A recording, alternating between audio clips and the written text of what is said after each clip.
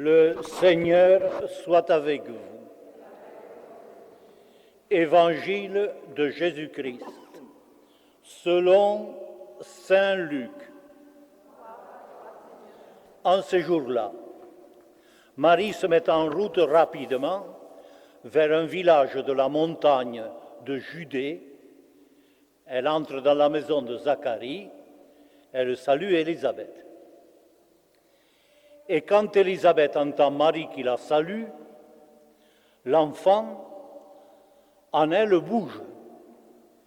Alors Élisabeth est remplie de l'Esprit Saint et à voix forte, elle s'écrie « Tu es bénie entre toutes les femmes, et béni le fruit de tes entrailles.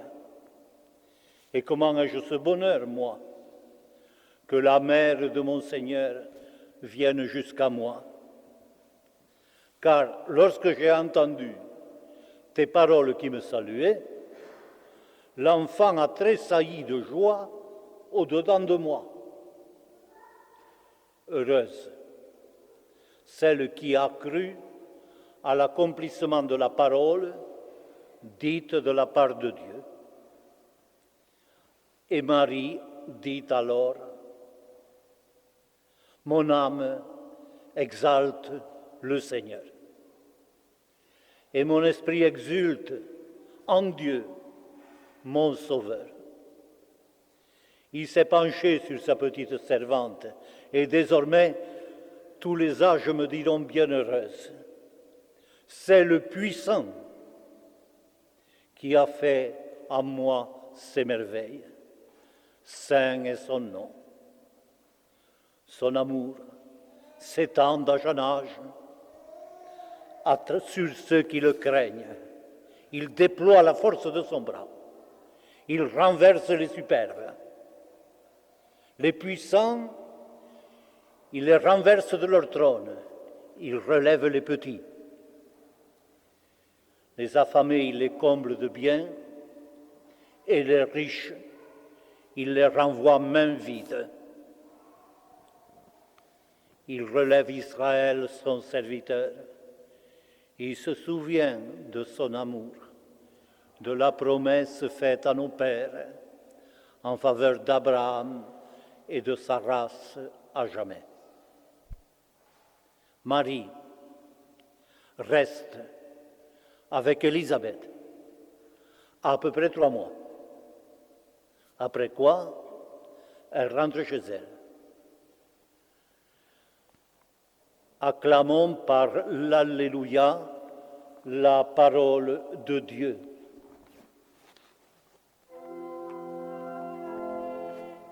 Alléluia,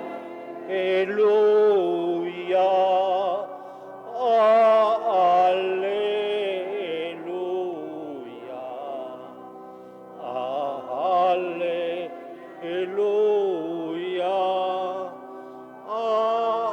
Alléluia,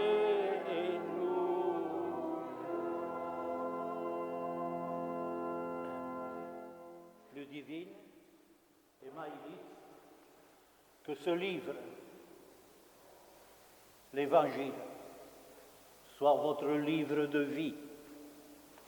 Vous pouvez vous asseoir.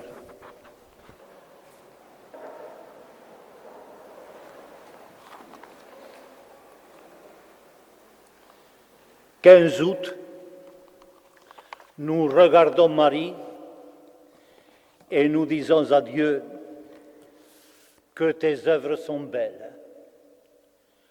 Qu'elle est belle, Marie. Et quand nous la regardons ce jour du 15 août, nous nous apercevons tout de suite que nous ne sommes pas tout seuls à la regarder. En effet, aujourd'hui, un lundi, ce n'est pas ordinaire. À travers la planète, des gens font comme nous. Il est invisible peut-être et n'intéresse pas les télévisions. Mais il y a un énorme meeting aujourd'hui dans le monde autour de Marie. Vous voyez l'Église aujourd'hui, j'arrive de Roumains, c'était pareil, et on peut estimer, sans excès, qu'aujourd'hui en France, il y a à peu près 5 millions de personnes qui font comme nous. De quoi faire rêver les hommes politiques. Et même ceux qui sont les champions au baromètre de la publicité, de la popularité. Et ce n'est que la France. Si je prenais le Brésil, ou l'Afrique, ou la Corée, ou l'Amérique, je trouverais aujourd'hui des centaines de millions qui sont venus dans des églises pour fêter Marie. Ça, c'est un événement, même s'il nous paraît banal, et qui témoigne d'ailleurs que le souvenir de Marie, loin de s'estomper après une génération, n'a fait que croître et grandir. Vraiment, l'ange ne se trompait pas. Tu es la femme exceptionnelle. Tu es bénie entre toutes les femmes et entre tous les hommes aussi. Les cotes de popularité de Yannick Noah ou de Zidane restent des kilomètres-lumière derrière la popularité de Marie. C'est vraiment la reine. Et le 15 août le marque, le souligne. La reine, nous avions l'habitude dans nos litanies qui lui égrenaient nos prières de lui dire « Reine des anges ». Reine des patriarches, reine des apôtres, des prophètes, des martyrs. Et en lui disant ça, on se trouvait un peu à côté de la plaque. C'est une reine, c'est sûr. Mais c'est une reine pas à la manière des reines de la terre. Une reine qui règne à sa manière. Et quand je dis reine des apôtres,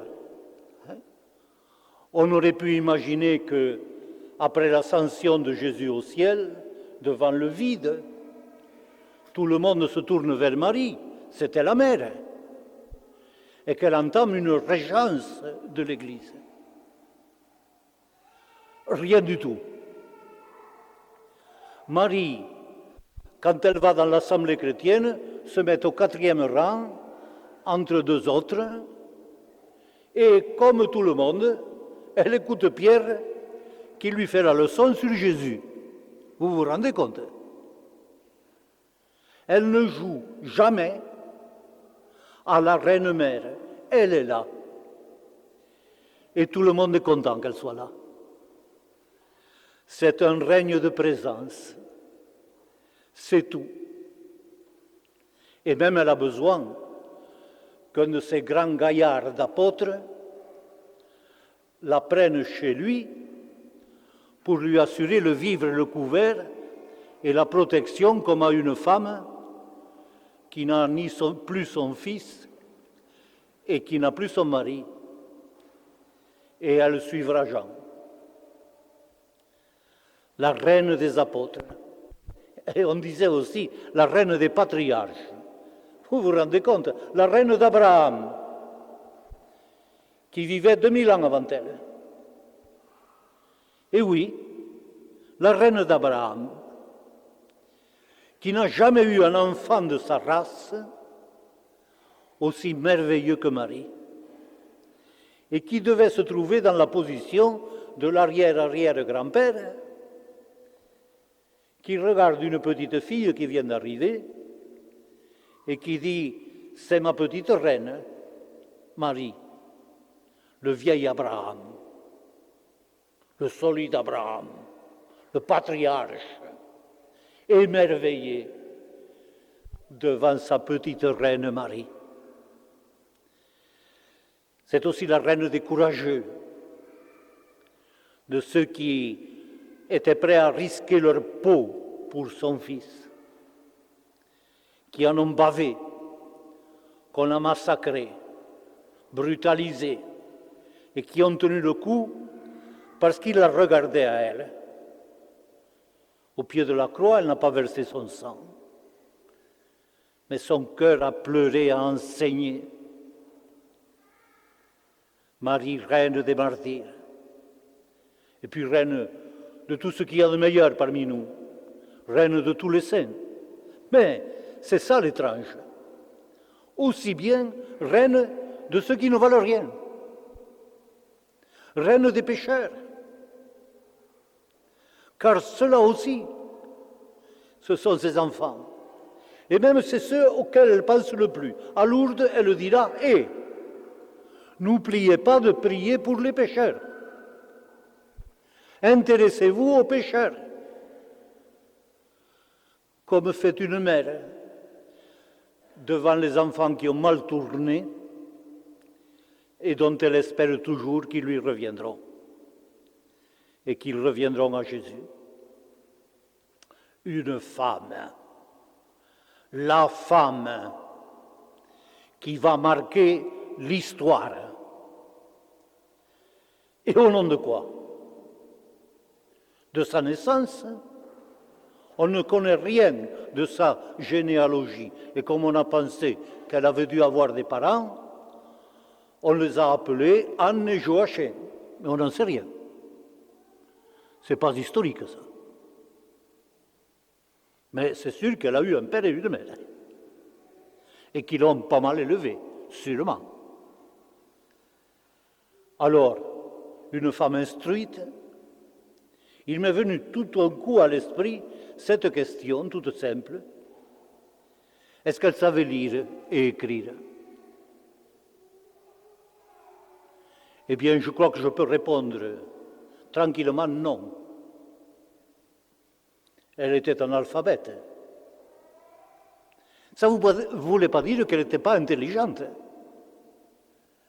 Mais elle n'avait pas l'instruction. C'était bon pour les hommes, l'instruction chez les Juifs. Eh bien, cette femme-là, une femme un peu pas plus ordinaire, qui va chercher l'eau à la fontaine avec sa cruche sur la tête, c'est cette femme-là qu'aujourd'hui le monde célèbre. On peut mettre les étoiles, la lune sous ses pieds et lui faire une couronne d'étoiles, c'est pas excessif. Pourquoi?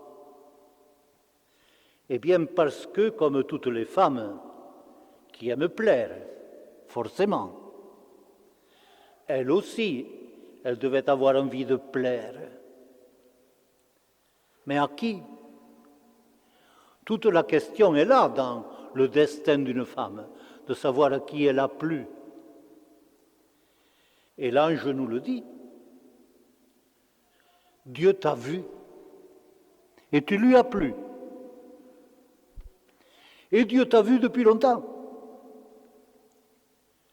avant même que tu naisses, quand tu n'étais qu'une toute petite chose qui allait devenir une femme. Tu es l'Immaculée Conception. Dans ta conception même, Dieu t'a vu. Et il a été saisi par toi d'une tendresse unique, pour toi. C'est ça le destin de Marie. Et Dieu arrive dans sa vie. Quand il arrive total. Hein?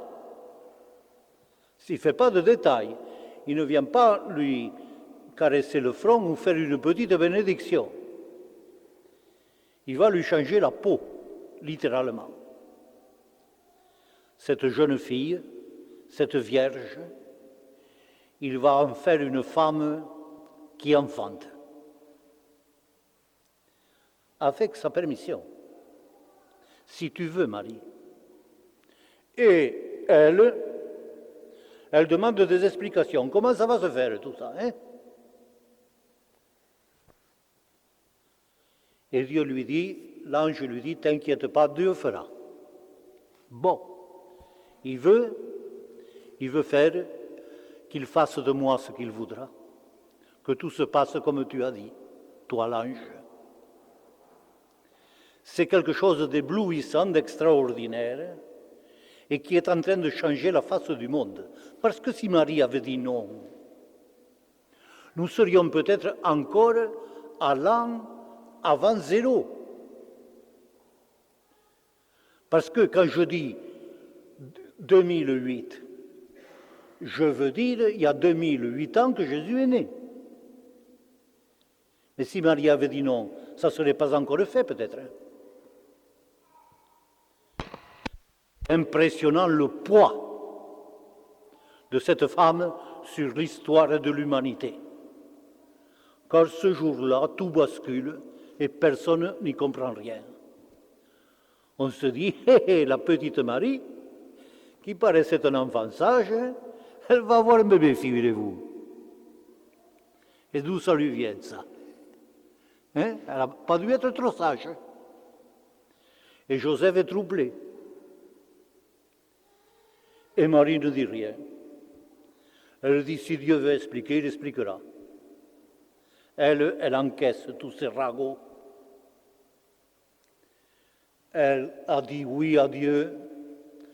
Elle ne pense pas à elle. Et puis, elle n'a pas du tout l'impression de faire quelque chose d'exceptionnel. Elle dit, ce qui m'arrive, c'est pas moi qui le fais. Moi, je suis une petite bonne femme qui aimerait bien servir à quelque chose. C'est le puissant qui fait tout ça. Je ne suis moi que la petite servante. Elle ne se gonfle pas. Elle est simple, Marie, d'un bout à l'autre, et lumineuse.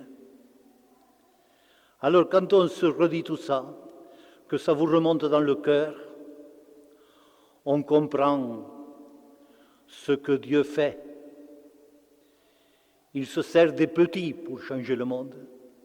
Ce n'est pas un général, Marie, ni un grand philosophe.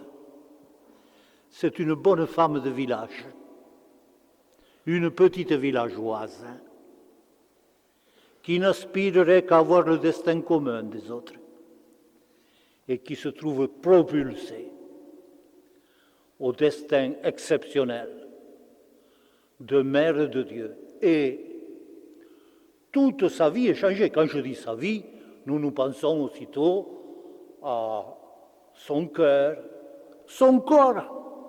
Oui, son corps. Le corps de Marie est transformé, ce corps virginal devient un corps de mère. Le fruit de tes entrailles. Elle porte un enfant dans ses entrailles. Nous disons simplement où je vous salue. Et ça, Dieu ne l'oubliera pas.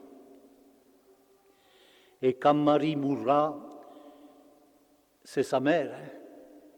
Il ne va pas la laisser pourrir dans une tombe. Il va la prendre entière, intacte, et la porter chez lui. Le corps de Marie est pris dans la gloire de Dieu. C'est ça l'Assomption. Ça, ce n'est pas facultatif. C'est un dogme de l'Église. Et l'Église pense ça depuis toujours, en Orient et en Occident. Tu es bénie entre toutes les femmes. Le destin de Marie a changé quand elle a ouvert la porte à Dieu totalement. Et Maëlys, Ludivine, aujourd'hui, ouvre la porte à Dieu. Et nous aussi, on a ouvert la porte. Mais peut-être entrebâillée seulement. Il faut comme Marie que Dieu puisse passer en nous et changer notre destin.